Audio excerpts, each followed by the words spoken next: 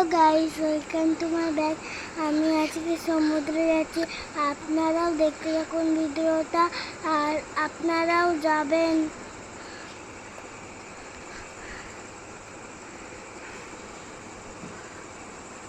এখন সমুদ্রে যাচ্ছ? আমার বাবা তো আসছে না, ওই তো বাবা আসছে।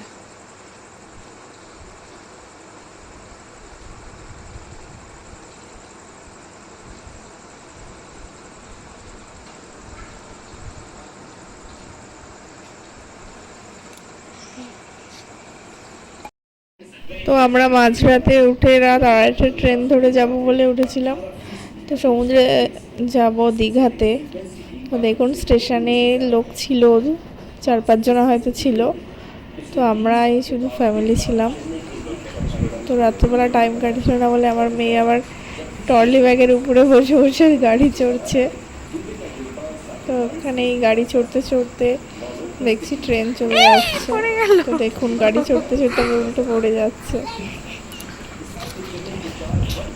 তো তারপরে চলে আসলো ট্রেন। তো আমরা ট্রেনে উঠে বসলাম। ট্রেনে উঠে বসতে বসতেই আমার মেয়ে ঘুমে আর তাকাতে পারছে না।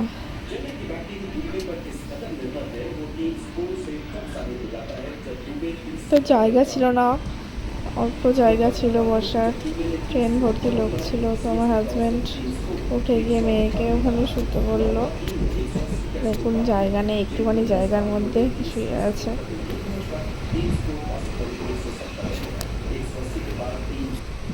এই নিয়ে আমরা সেকেন্ড টাইম দীঘা যাচ্ছি।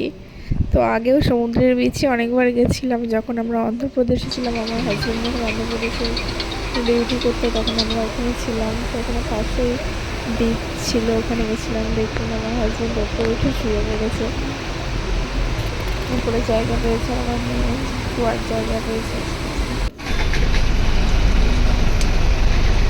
তারপরে ট্রেন থেকে নেমে আমরা শিয়ালদা স্টেশন থেকে একটু হেঁটে গিয়ে বাসে উঠে পড়লাম।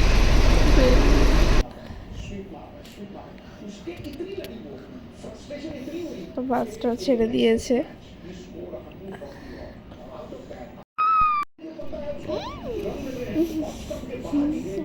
তো দেখুন গাইস, হাওড়া ব্রিজের পাশে চলে এসেছি। তো হাওড়া ব্রিজ পার করে তো হাওড়া যেতে হয়। আমরা এখন হাওড়া ব্রিজের মাঝখানে দিয়ে যাচ্ছিলাম। তো ওই ঠান্ডা হাওয়া, কি গঙ্গার ঠান্ডা হাওয়া আসছিল সকালবেলায়। তো খুব ভালো লাগছিল।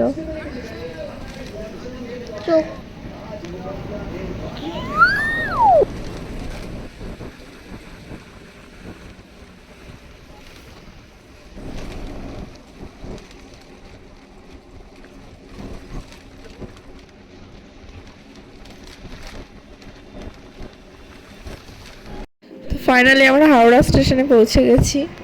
তো ওখানে গিয়ে দেখি যে ট্রেন 3 ঘন্টা লেট। সকাল 6টার সময় ট্রেন আসার কথা, তো সেখানে ট্রেন আসবে 9টার সময়। এই শুনে তো মাথা গেছে গরম হয়ে। তো ওয়েটিং করে বসে বসে ওয়েট করে আছেন ট্রেনের জন্য। তো ফাইনালি 9টার সময় ট্রেন এসে হাজির হলো।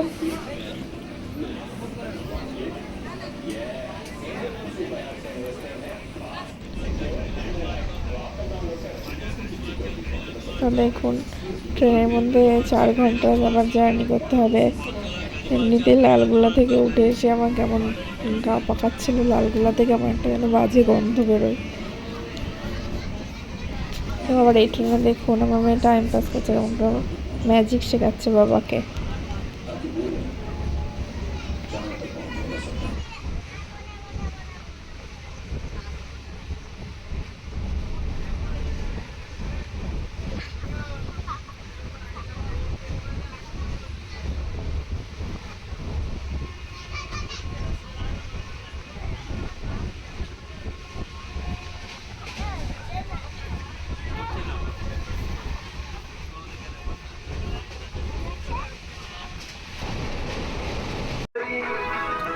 ফাইনালি হাওড়া থেকে 4 ঘন্টা জার্নি করার পরে আমরা চলে আসলাম দীঘাতে। তো দেখুন আমার মেয়ে আবার গাড়ির উপরে ট্রলি ব্যাগের উপরে বসে বসে যাচ্ছে।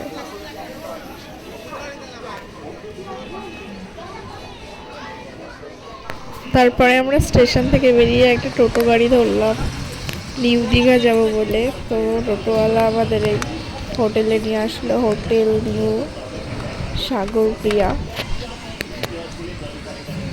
এই হোটেলটি সি বিচের একদমই পাশে, একদম পাশে বলেই এটা নিয়েছি। তো গাইস এই যে হচ্ছে আমাদের রুম,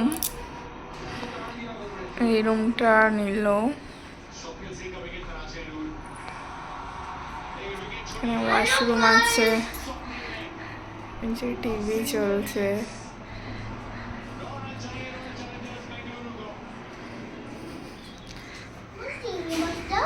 আর এখান থেকে খাবার অর্ডার করেছিল, তো দেখুন খাবারও সার্ভ দিয়ে গেছে। তো ওপরে জায়গা হচ্ছিল না আমাদের, 3 জনের খাবার আর 2টো চেয়ার রয়েছে, তার জন্য আবার নিচে বসিয়েছি ওদের।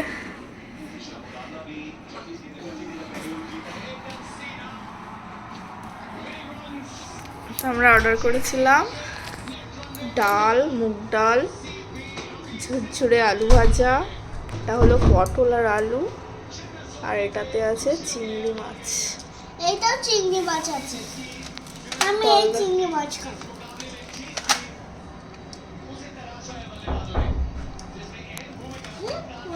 ঠান্ডা হয়ে গেল, সরো সরো।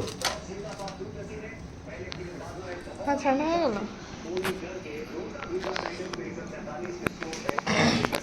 রুমে এগুলো সব রুমের সাথে দিয়েছে। তো দেখুন এখানে চা কফি আছে, জলের বোতল আছে, এগুলো সব বানিয়ে আমাদের খেতে হবে। আর এখানে একটা কেটলি আছে, ইলেকট্রিক কেটলি। তো আমিও আগে এসেই ফ্রেশ হয়ে নিয়ে স্নান করে নিয়ে তারপরে খাওয়া দাওয়া করেছি।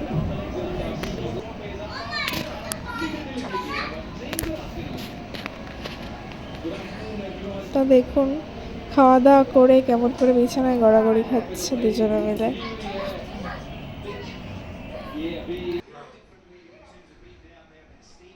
এদিকে তাকাও, হাই করো, হাই।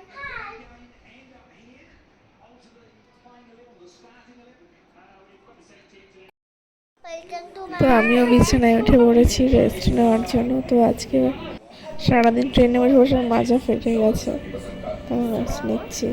আমার রুমটা দেখতে থাকুন, লাইক এন্ড সাবস্ক্রাইব করতে থাকুন।